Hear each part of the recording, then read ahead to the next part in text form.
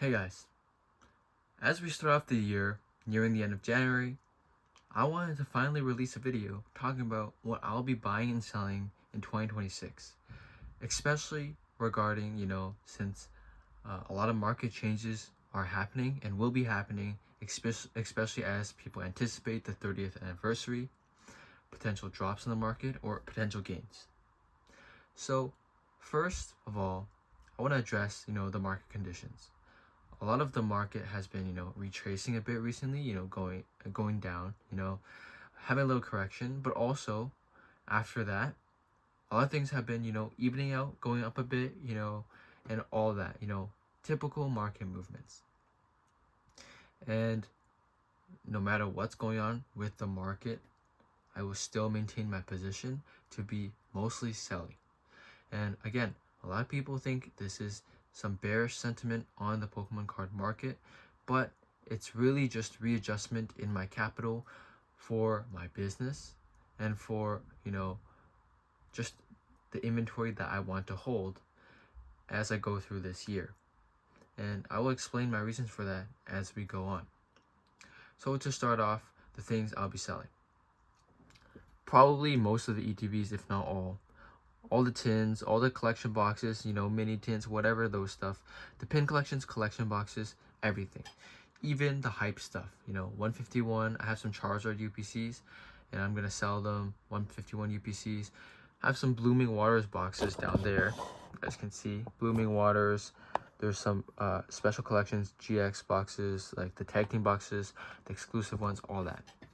And despite, the scarcity, the rarity, whatever hype there is surrounding this set, I still will be selling those products. And I know a lot of people are going to go against that, and they're going to say, well, you're just scared, you want to get rid of them. And first of all, there's always a part truth in that, because there's never a problem with locking in profits, because, if you buy a box for $120 and it goes up to $1,000 a box, there's nothing wrong with that. You don't have to wait for it to be $10,000 to sell it. And a lot of people get that twisted, because they think, oh yeah, you're gonna sell it at 1,000, but I'm gonna buy it at 1,000. It's gonna be 5,000 next 5 years. Yeah, it probably will, but still, I just don't want to hold that anymore. So that's a really big clarification I want to make. I am extremely, bullish on the future for a lot of sets like 151, like Prismatic, Hidden Fates. It's always been a huge one for me. And even like, Modern Sets Destined Rivals has a bright future. A lot of these sets have really, really strong outlooks, how they evolved. And yet I'm still gonna be selling majority of the products I have in these, any ancillary products. A lot of people would say to hold, UPCs, big collection boxes, but I'm just not doing it anymore. I've done it for 5 years. All these ancillary products, they're nice to hold short term, they're great display pieces, but for how I want to shape my holdings, the product I have in the coming year, it just doesn't fit well. And that really transitions well to what I will be buying. So, first, the most obvious, I'll be buying a lot of English booster boxes when the price is right. Again, a lot of people say that, oh, you're selling all these, products, you're selling your 151, you're selling all your collection boxes, you're selling everything. That means you're scared and you want out. No, I just want to move my money into a different place.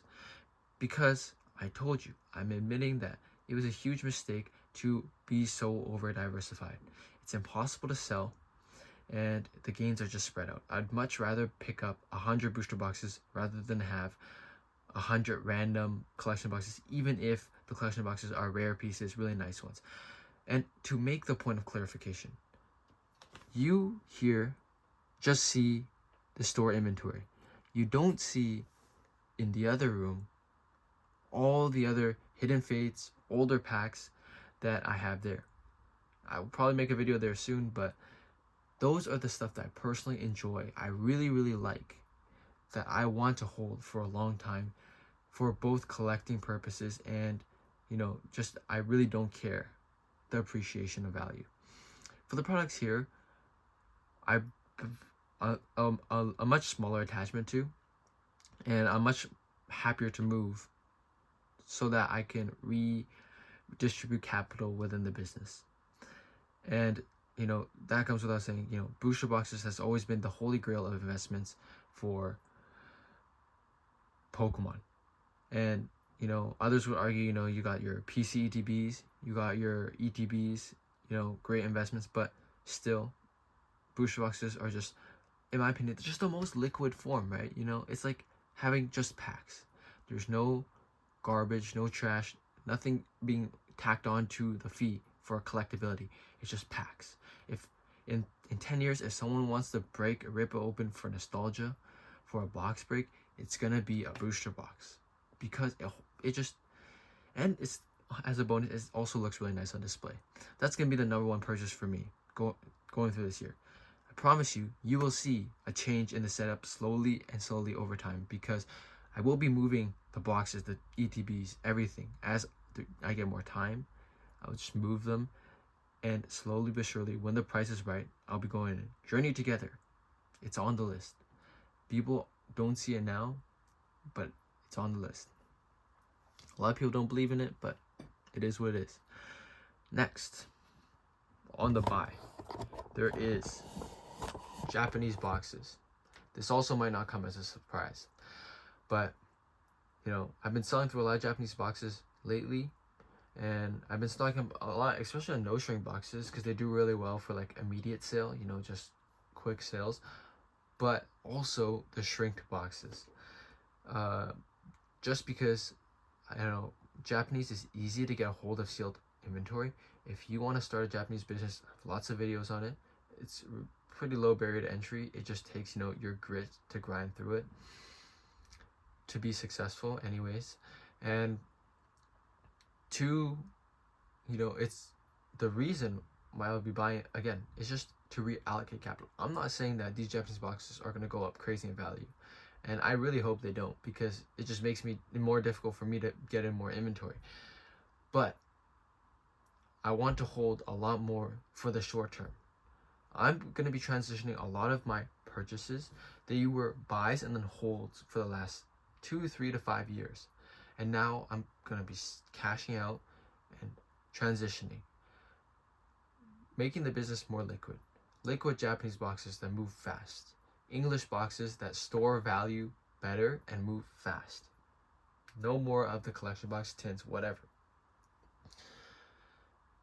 I might sell some of the better Japanese ones, like 151, the whatever other of the older Terrestrial Festival that I have, that I'll be actively trying to sell, but that I've already built a position on, that was like a quote unquote investment holding.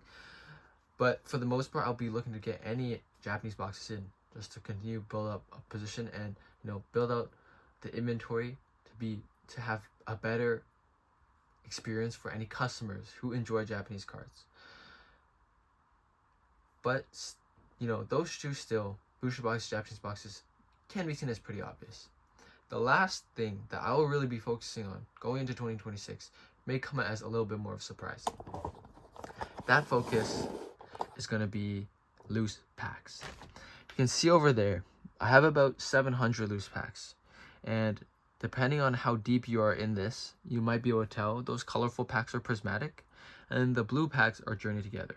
Inside, there's also maybe 50 to 100 Searching Sparks, Temporal Forces, whatever nonsense. But mainly, I've been buying prismatic and Journey Together, and I promise you, you can look back, go to a couple months back, or say a month and a half back.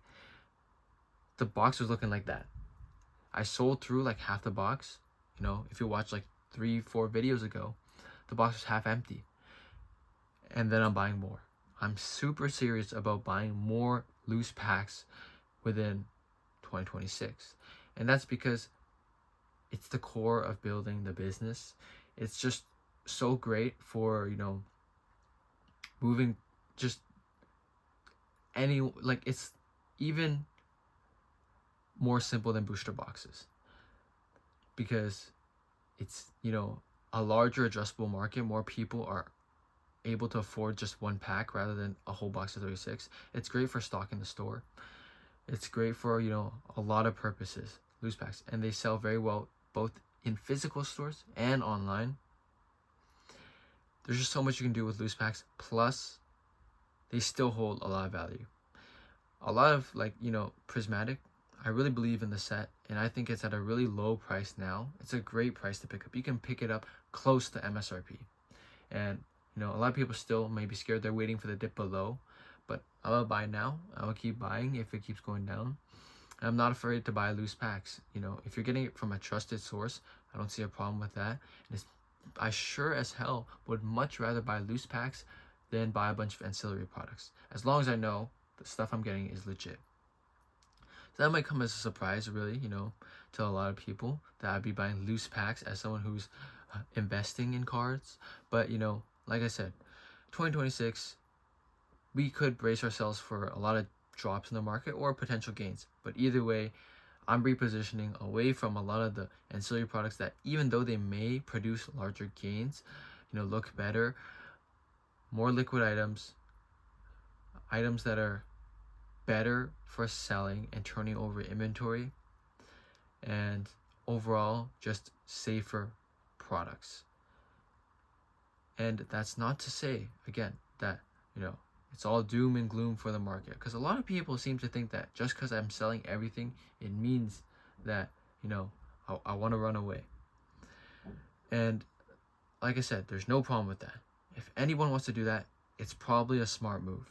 But it's also a great time to reposition the capital into better purchases. I'm correcting the mistakes I made before by buying so many ancillary products. Like, I have like 30 random collection boxes down there. They're really cool pieces and rare pieces to have. And I don't mind, you know, storing one or two, you know, in the PC every once in a while. And, you know, I'm probably going to be keeping my Pokemon Center Elite Trainer boxes because, you know, they're nice to have and they have great store value as well. But a lot of the other junk, they just got to go. Like, let me just challenge you. Do you even know what that is? That tin, those, you know, thin tins beside the Marnie premium tournament collection. The answer is it's a deck shield tin. What the hell is that? It's literally just energy cards with like 2 packs inside. The point being is 2026, you know, be prepared for either, you know, a lot of increases into the market if, you know, people continue to be bullish into the 30th anniversary, or even sharp declines, especially following the 30th anniversary. But, you know, you could see that anytime, and just prepare yourself. And this is what I'm doing in 2026, both to be safe and to just be overall in a better position. But yeah, that's gonna be it for this video. Let me know what you guys are doing with your cards, what you're buying, selling. If you're gonna be getting out, I'm not judging. Let me know what you think in the comments. That's it for this video, and I'll see you guys in the next one. Subscribe to join the journey.